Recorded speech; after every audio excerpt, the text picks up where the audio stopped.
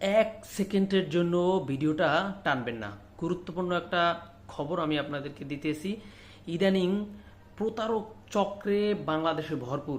ঠিক তেমনি একজন প্রতারক চক্র আজকে আমার এক দূর সম্পর্কের মামা মামিকে ফোন দিয়ে বলতেছে যে আপনাদেরকে গর্ভ ভাতা দেওয়া হবে। ঠিকই কিছুদিন আগে তার একটা বাচ্চা হয়েছে, তো সে কিন্তু নিঃসন্দেহে ভাবছে যে হ্যাঁ, আমার মনে হয় আমরা গর্ভ ভাতা পাবো। তো যাই হোক, তো প্রতারক চক্র ফোন দেওয়ার পরে তাকে বলছে যে এটিএম কার্ড অথবা ভিসা কার্ড, ডেবিট কার্ড আছে। গ্রামের মানুষ সহজ সরল, তার এত কিছু নাই, শুধুমাত্র বিকাশ বা একটা ব্যাংক অ্যাকাউন্ট থাকতে পারে, স্বাভাবিক।